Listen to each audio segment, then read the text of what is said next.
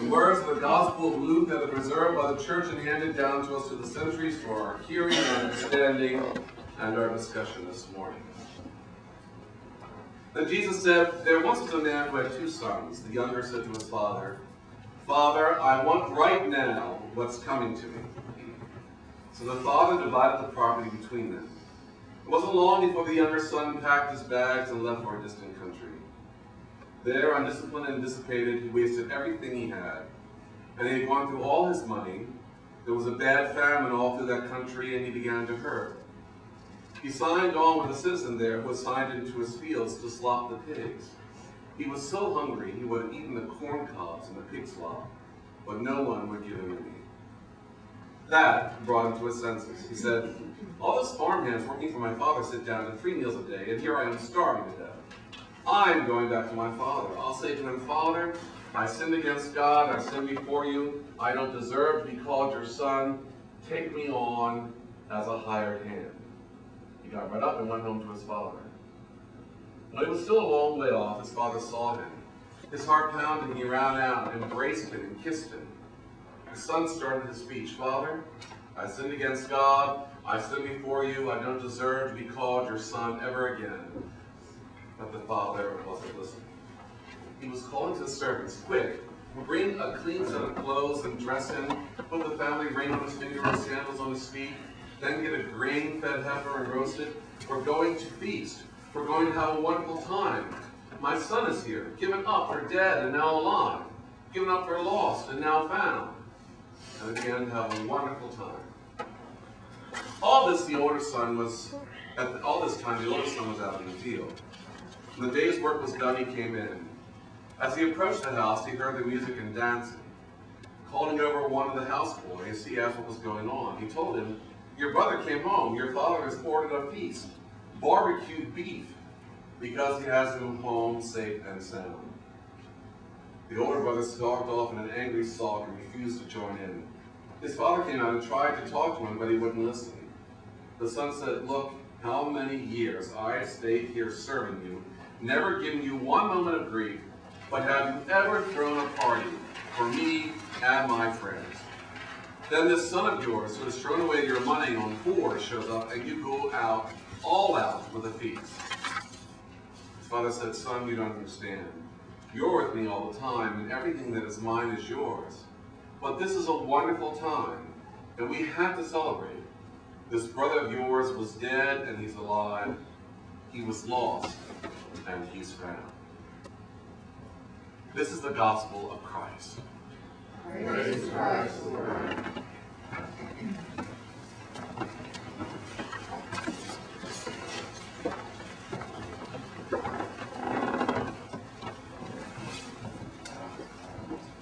Anybody here this morning who does not get along with one of their siblings will really hate this story. Because God's mercy and justice in this way does not play out fair to all parties. At least, not the way that Luke presents it.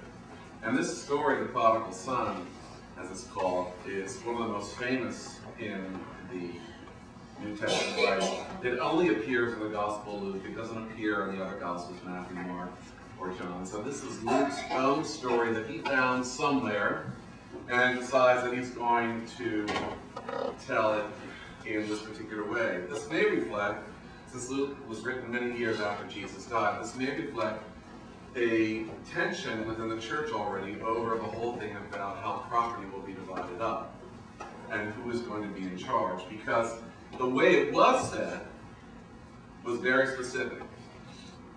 If you look at the very, very beginning of the story, what the youngest son asked is absolutely horrendous. When people heard the first part of this story, they would have gasped. At what line? Just you can look back with me for a second. Look at page 5. This is the line that's where people would have absolutely gasped. The younger said to his father, "Father, I want right now what's coming to me." Here's the gasp. So the father divided the property between them. To our ear, that sounds okay, so he divides it up.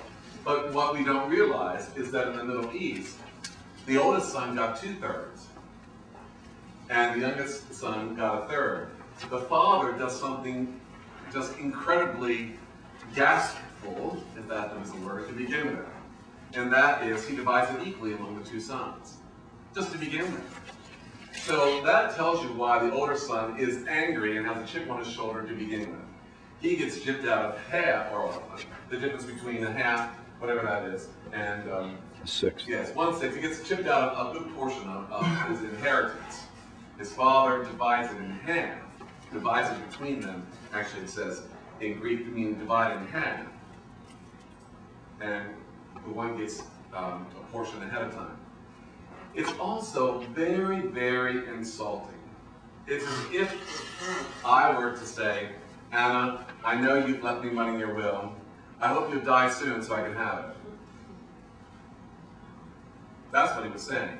The father should have, in good Jewish Mel Brooks form, go, I can't believe you would do this to me.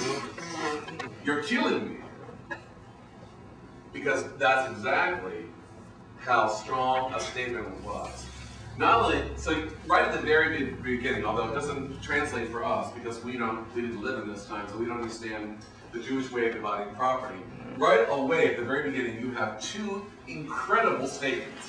One, Father, I want what's coming to me. Of course, if you were reading that this morning with me, you could have thought, I'm sure, of a few responses. I'll give you what's coming to you. Would be one. So just even the fact that the son would ask it was a terrible thing to ask. Absolutely awful. Second, what the father does by dividing it equally is equally awful. So far, if you're keeping score, the party who was most wrong here, although it seems like it might be the father, is actually the older son. The older son is doubly wrong here. And as it goes on, he's even more wrong. And I'll explain that in a minute. So the younger son goes and squanders all the money, and he says, after a while, I was looking and said, you know, even the hired servants are doing better than I am. So he decides he's going to go and hire himself out to work. And where does he work? Now here is another great, people would have just like at this point started tearing their hair out the story.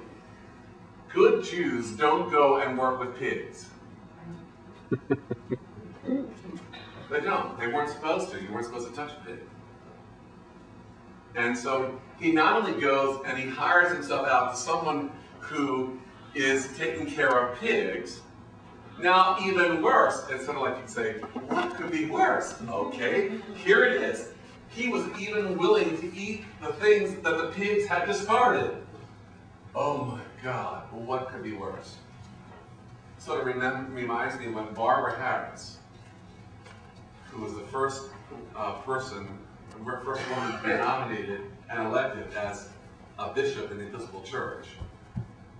She was, are you ready? A woman. Oh no. She was African American. Oh God. She was divorced. Oh my Lord. She didn't have a seminary degree. How terrible. What could be more? Well, maybe she's a lesbian. That was the response of people when she got elected. And she was elected, and she was the first woman to serve an entire term in the House of Bishops. Very interesting. People were just so amazed. You know, what could be worse? What could be worse? And in this story, it's what could be worse? What could be worse? Now you've got 4 very, very shocking things, and we're only in the first paragraph. So people who heard this story, this is shock value extraordinaire. Now it gets even more shocking. Because the son comes back home, decides he's going to go back home. And this is after he spent all his money on women. And not just any women. So that was even more shocking. It's like, how much can you add into one story to overload it? If this story were written, you know, if this was written in your lyric class, you would say, can you just take a little bit of it out? You know, it's a little bit too much here. You know, how much more can you pile in a short amount of time? I mean, so then, to make it even worse, the father decides he's going to do something that is never done. He's going to kill the fatted calf and make a preparation for the youngest son. Now, in doing that, he greatly embarrassed the older son, because everybody knows that if there's going to be a party or whatever, it is the oldest son's responsibility in the Middle East to throw the party and to host the father. Not only has the father gone and thrown the party, he's totally cut the other son out of the party. Didn't even invite him, tell him to happen, first of all. And secondly, he hosts the party himself, which, if other people were looking at it from outside, would say, what an ungrateful son. This poor older brother is really getting it hard. Other people would look and say, it's really awful. I'll give you an example of that, the way that, how it might be looked at. When my father died, I was a priest at that time, I had to make a decision how I was going to participate in his service. And I decided that my place was with my mother, and I wanted to be there in the front row. And so I did not get up and preach, and I did not hand out communion. You know, there's some people to this day that talk to my mother and say how shameful that was. Absolutely shameful that I would not get up and do that last thing for my father. My decision was that I thought it'd be better to be with my mother because that's where I was needed most. There were plenty of other ministers there. My father was a member of his church and very, very well, I had been the warden, like Grace Stewart, for 30-some years. So everybody and their mother was there, and I just thought it was better that I be there than my mother. But lots of people thought it was absolutely shameful. This is the same sort of thing here. They would have looked at that son and say, what a shame, what an awful son he is for having a party and not hosting it. Because everybody knew. See, the father had given up the land to both of them. The father, when he divided up the stuff, he gave it to both of them. So it was no longer the father's at all. It was now the son's, the second son's. So in essence, the father was living on his son's own property while he was still alive.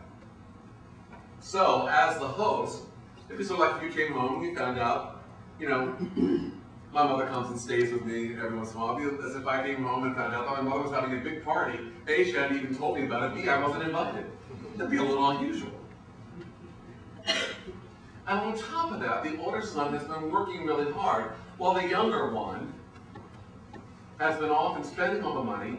And who gets all the love? Well, that's the question. Who gets all the love? And this is, the story was meant to tell how unusual, how out of the ordinary, how differently than we might expect that God's love is. So much so that it goes out of all boundaries. And we may think it's just awful that the older son gets left out. And I don't know, we probably in the story all identify with the older son. Or maybe identify with the younger son. Maybe we identify with the father, I don't know.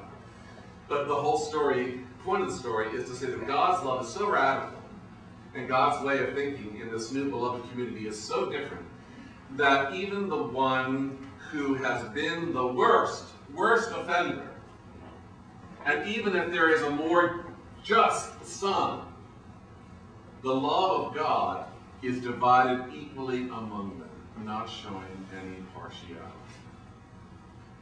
That's a hard message to hear, but you can see how that plays out when people say he doesn't deserve God's love, or she doesn't deserve God's love, because she did what? Because he did what? Or whatever. And it's meant to show that God's love is so radical that God's love shows no partiality regardless of who we are or what we have done or whether somebody thinks we deserve it or not.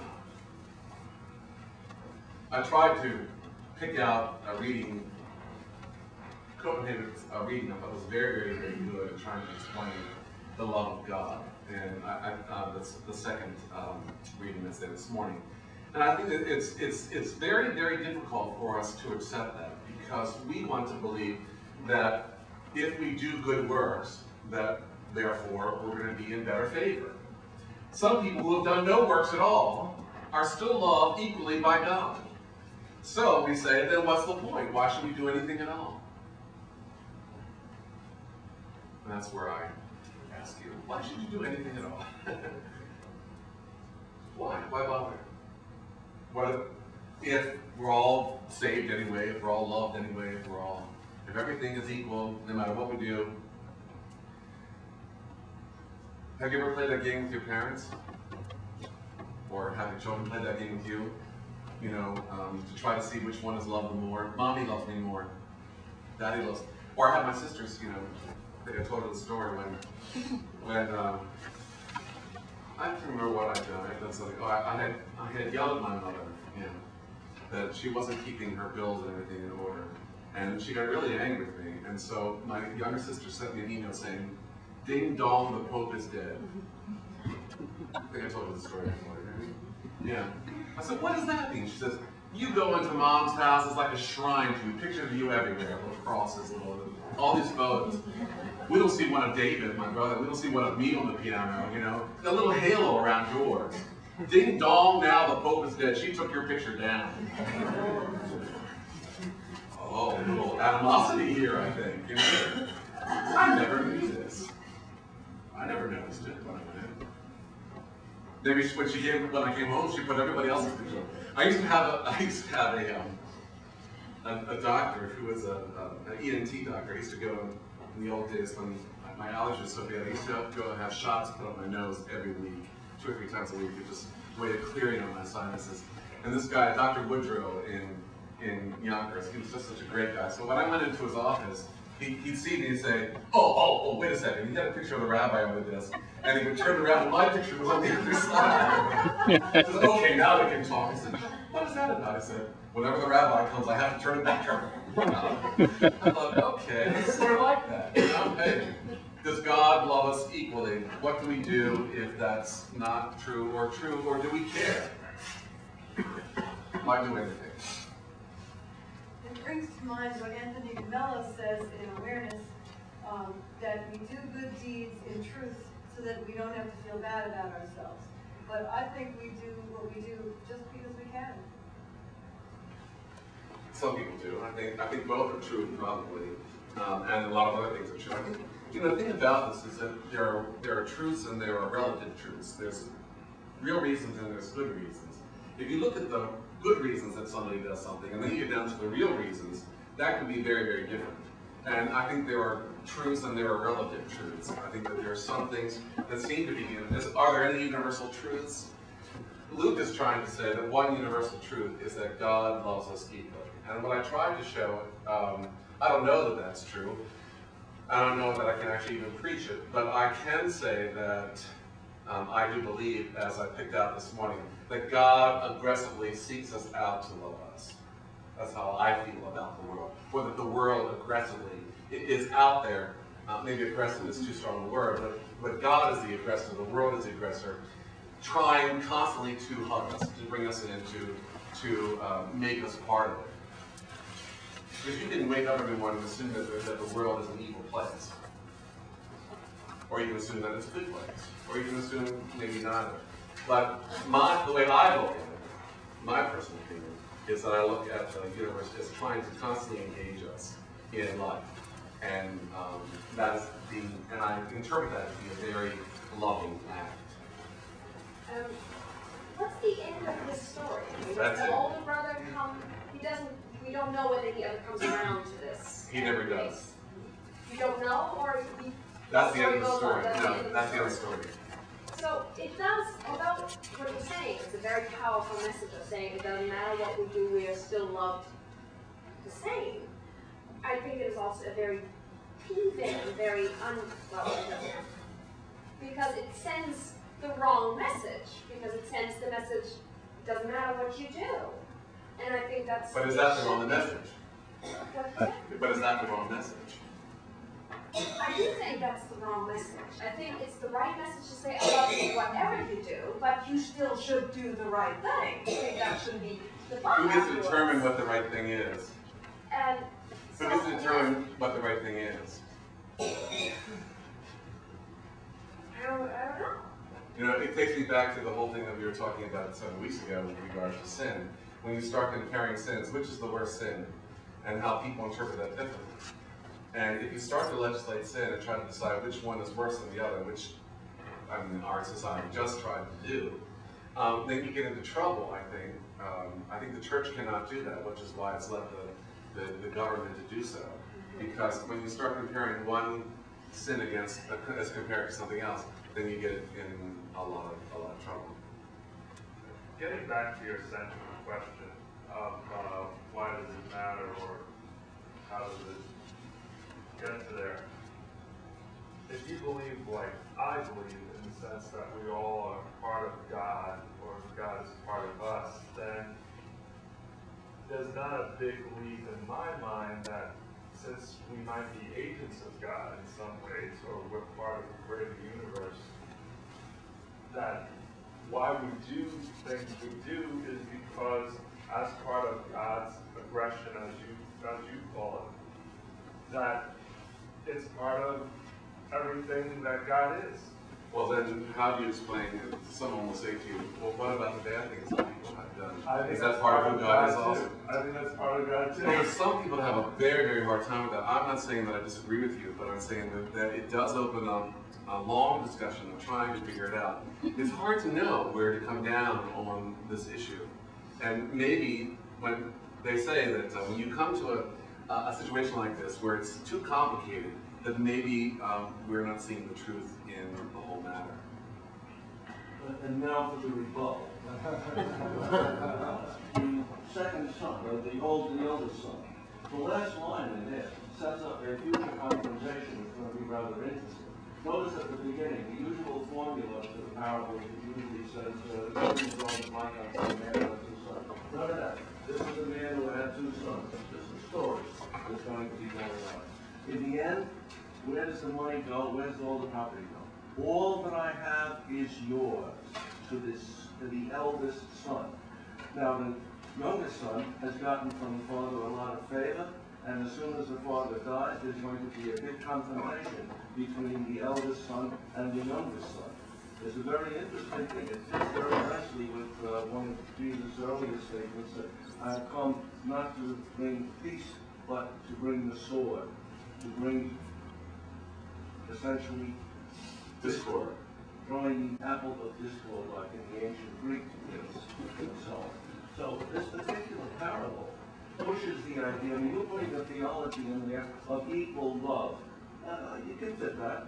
You can also put in the usual way this is interpreted, that the youngest son is the Gentiles who are then inheriting the disinherited Israel, who is the eldest son, which is certainly a mistake from the Greek. We won't get that out of it. But nonetheless, that's the usual interpretation. The equal love of God for every one of us, that may or may not be something that is so, but it's not sitting there in this particular parable. I think the point of this parable is to say, you're setting up a confrontation that is yet to come, and that Jesus, as always in any of his parables, is saying, must it always be so? Isn't there a way in which they can solve this? Isn't there a way that you can have, instead of the conflict, instead of the agonistic viewpoint, that you could have cooperation? That the two sons can essentially sit together and say, look, father's getting old, you've got to take care of him, I forgive you, you start doing some work, and we'll work it out. Yeah, the impossible situation part of it, I think is a good point. And I think that's goes back to what I was saying before, that when you come to something like that, and what the sages say is, if you come to something that is very complicated, that means the truth has been taken out of it. And so it's kind of difficult to find out what the truth is in this particular case. A question about this idea of God as aggressor. If God is the aggressor in the universe, then why is God so stealthy? So what? Stealthy. Well, again, that's a matter of perception. Some people will tell you that there is no stealth in God. It's just, and some people will tell you that they see God in everything, and that there is no stealth. See God or that God, that they feel the love of God and everything. You can go to certain churches where where people are telling you that they just feel it. And again, that's different. Well, then I don't understand your terms. Huh? If you're saying God is chasing us, God is pursuing us, Right. God is being the aggressor in the relationship, that's different from a presence of love or... I don't know what it is. I do. Well, that's your point of view, and even the word itself is your point of view. But what I'm trying to say to you is that may not be the truth for other people. And so I can't say that what you have to say is an absolute no more than I can say that what they are experiencing is an absolute. Well, As far- You asked me about stealth, and I'm saying that I don't believe that God is stealthy. Right, so how do you see God as being not stealthy? Because I see God as being very present and above board. How? I see it in the people that I meet. I see it in the things that happen to me. I see it by opening my eyes to a different perspective, by just not even naming God as stealthy and naming God as something as unstealthy. Then I'm going to come at it from a different position. It's all a matter of how one names it. Elizabeth and I were talking about this with regard to some issues in her family at one point. And if you rename the issues, they take one a different way. I just give you one example of that. We could say that people are handicapped, and that's very negative. We could say that they are physically challenged, and that is more uplifting. You could say that they are, what's the new terminology that people are using? Challenged. Disabled, not able, perhaps. But the whole thing, I mean, handicapped. It's such a negative thing. It just says that there's never any ableness, and there is a lot of ableness. And it's depending on how one names it. It's like what I said the other night in my preaching here on Tuesday night, that we're not going to talk about homophobia anymore because it's not homophobia. It is heterosexism. We need to put the emphasis on the right syllable, and the emphasis is that it's not I, as a gay person, I am not someone to be feared. I will not put that on myself, and I will not talk about it that way. But I will point out to some other people that they are being very heterosexist in their viewpoint. And that changes the whole way of looking at things and the whole way that the conversation continues from there. That's something you want to do. That's right. That's not something God is doing. Well, How do you know? That's your opinion. Yeah. Well, I'm stating to you what I feel. That's all I can do. But I don't know anything for sure. Except for that I don't know. How's that? isn't what Anthony is saying related to what Chris said about us being agents of God, and that if we look at ourselves as agents of God, the aggression of God is all around us in everything that people are doing with, wrong terminology. It sounds very vague. well, aggressive love or assertive love. Assertiveness of God through people. If we look at God's influence in our lives as through other people, and not necessarily through nature and action like that, but through other people. And then the second point I'd like to make is on the reconciliation of some people who are good, in quotes, and some people who aren't, or aren't involved in good acts, both getting the love of Christ or God equally. Perhaps it's like the actor Chaz Palminteri said in Bronx Tale to his son, the worst thing is wasted talent. So it really depends upon our capacity.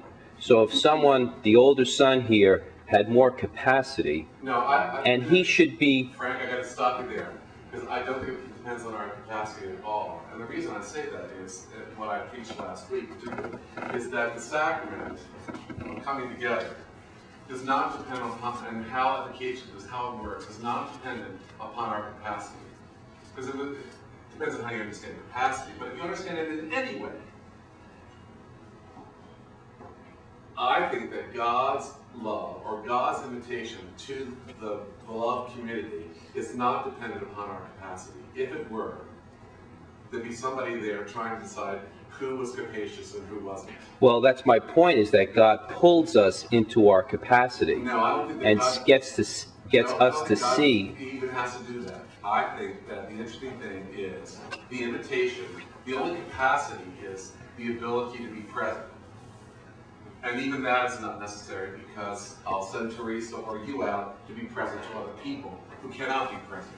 There is nothing required at all. There's no pre-requirement. Exactly. Well, that's exactly my point, is that there is nothing required, and therefore each of us who have different capacities should not show envy of the other, just like the older person shouldn't show envy of the younger, because he didn't have the capacity that the older one had in working for the Father. God doesn't pull us into our capacity, I don't believe. I think that God is our capacity.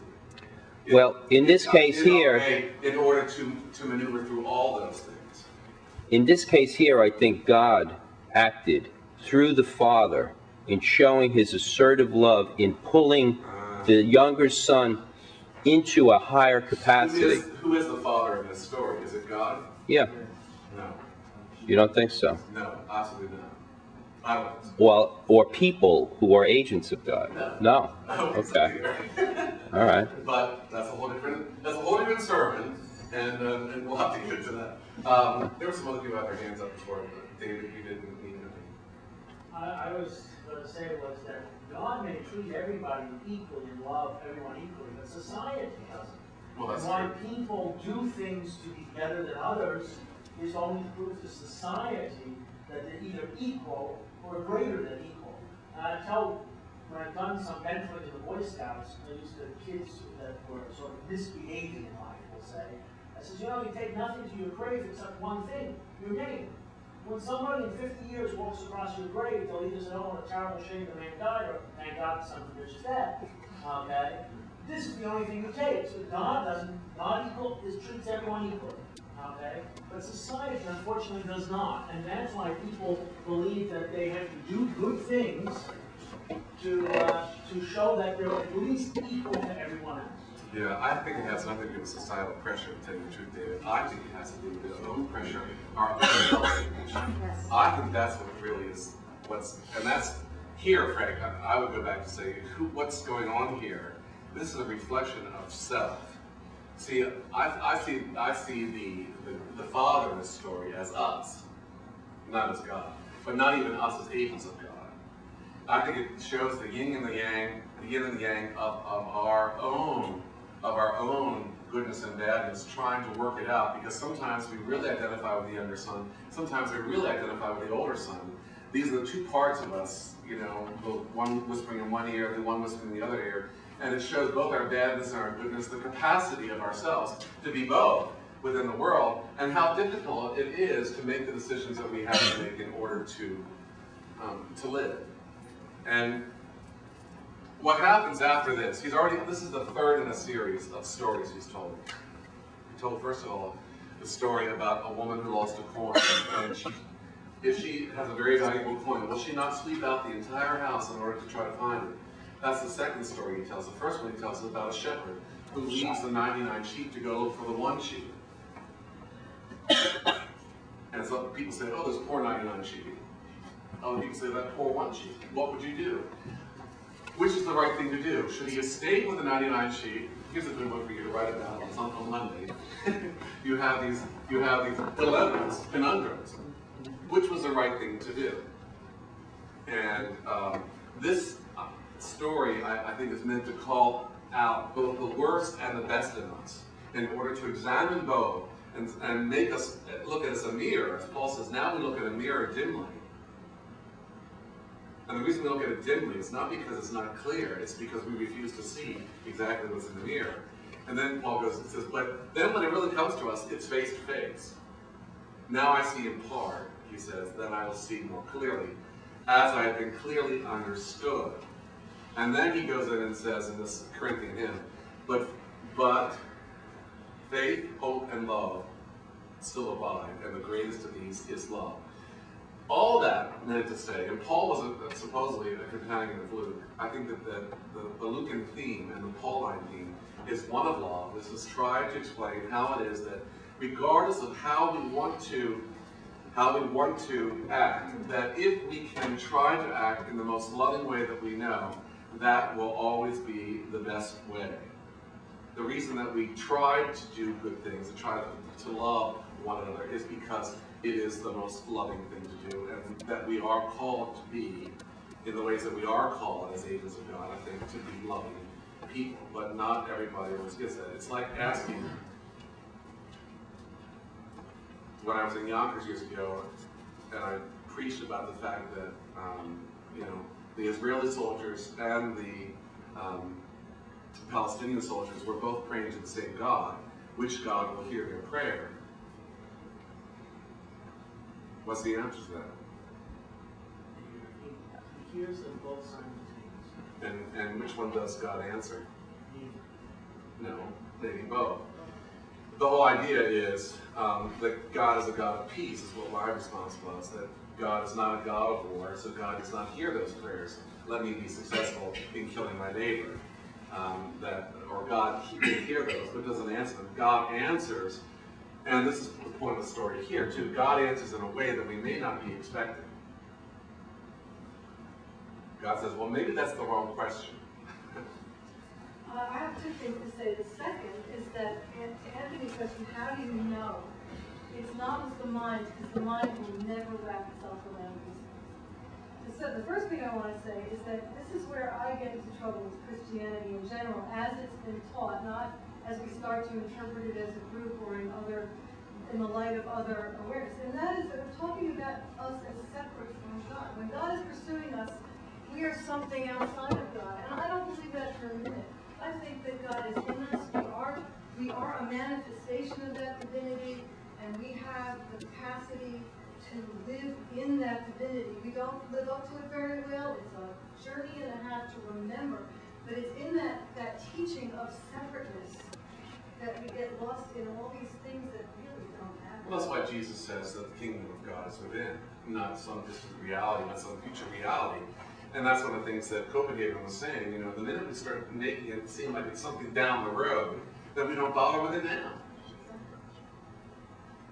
You're asking what is the right path. So find the one sheet, or is it the 99? No, I would just, it's a rhetorical question. Well, it's a rhetorical question. It depends on what happens. If the shepherd goes and finds the one sheep and the 99 all perish, then was that the right decision? Not really. That's a great movie. It's been done many times. I don't want to throw pig slop on the parable here, but coming from the Catholic teachings, I've heard the story, and the central theme, as I understood it, in the way it was taught to me, is repentance. I mean, so I ask, would the son have been as happily received by his father if he'd come back with his prostitutes?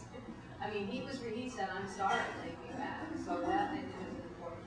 Well, the commentators on this particular gospel talk about the fact that when the son comes back, he already has a rehearsed speech, which shows premeditation. And they say that he wasn't very repentant at all.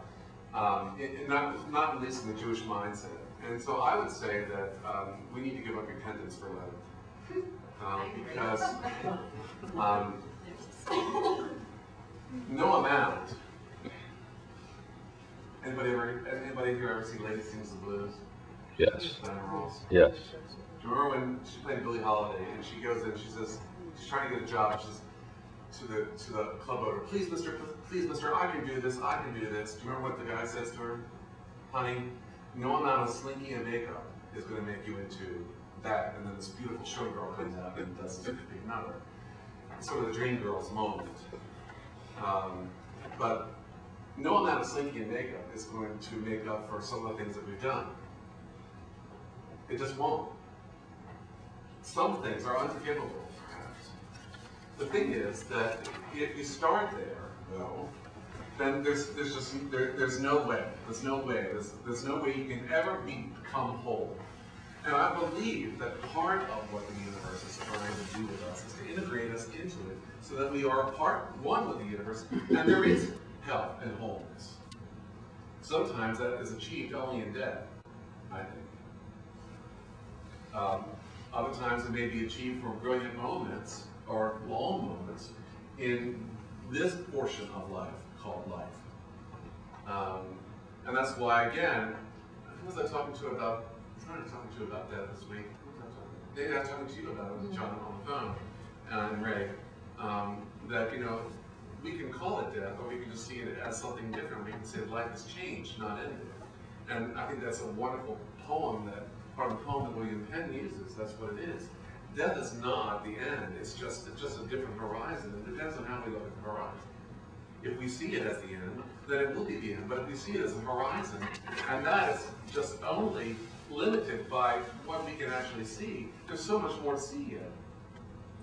And the spin that we put on it, or the words that we use, that's why I think the words are so important, and the phraseology is so important, and how it is that we name it is so important.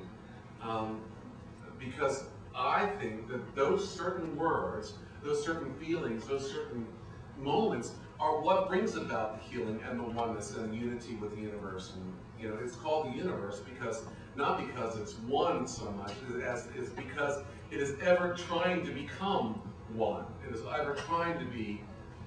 It's versic. It's versic. Versic, it has to do with a verb in a way. It's something alive. It's oneness, trying to become oneness, but can't because we keep on intersecting that circle, and we don't know how we fit into it. We need to find our ways, our place in the puzzle, if you will. And when we do, and those moments when we're able to, it brings about just incredible things, as incredible power. And I think that Jesus knew that, or the person that represented as Jesus in the stories knew that was the struggle, that was the challenge. That was what was trying to happen. It was always trying, and Saul is the active agent of it, love. Because it's one thing that he thought was missing from a lot of the formula of the day. And then people say, what type of love? They ask the Anthony question. He would say, the love that passes all understanding, the love that cannot even be defined, the love that is so radical that I have to tell a really strange story in order to get you to understand, and even then you don't like it. That's the love we're talking about. The love that is so radical, it loves beyond love. And I think that's the point of the story, regardless of what other churches have done with it in the past. That was the thing. I mean, it bogs you down in this feeling of not only aloneness and separateness, but also of guilt. Yes. And that you can never make it, you know, it's a constant struggle. And I think that's the wrong message. I think that the message here is one that that God loves regardless. Because God is beyond all that. Beyond human definition, even or limits. Last comment. I also think, you know, it is a message of love, because here's this betrayal of this child who goes away and does all these awful things. And the father just welcomes him back with love. And even in the older son's rejection of the situation, the father still loves him. There's no loss of love. No matter what the kids think or feel, that father's love is so great that it accepts what it is. Yeah, the challenge is that the older son doesn't feel it, and doesn't believe it. So it's about him, not the father. That's true. So the question is then, therefore, how do we deal with that side of us as the older son? But also the father's love is still universal. How do we deal with that side of us as the older son? That's the real. I think that's the question that we end. I think the father, in going ahead with what he did with the younger son, implies that he was confident and hopeful that the older son would somehow be okay with this. That's putting too much on it. Okay. We're going to stop with that. But I hope that gives you some pause. It's hard to believe this, but just in 2 weeks we'll be at Palm Sunday on this. So you only have one more week to see really how some of this parable plays out. And you could see in Jesus' day that if he were telling this type of story and he were raising these kinds of issues, and I just told you like about the 7 most horrific things that could be told in one story, if he continued like that, he was going to raise a few eyebrows and a lot of ire. Because people didn't like it when the sermon ended and they didn't have a clear answer. Judaism always had a clear answer, or at least, well, it could be this way or this way. And Jesus was saying, that system doesn't work. They're saying, careful what you say. You're going against the sayings of the fathers, your ancestors, and this will get you in trouble. And it did. Set him up in a way that there was no going back, and that the only way, in order to deal with it, would be just to get rid of him totally. They weren't willing to try to have the discussion, even though they said they wanted to be part of the discussion. It got to be so heated and so difficult and so frustrating that they just took their frustration and out on him and just got rid of him and said that would end it, and it didn't at all, which is really interesting. Amen. You know what amen means in Hebrew? So be it. It's so be it. Or as Eugene Peterson translated it, oh yes, oh yes, oh yes.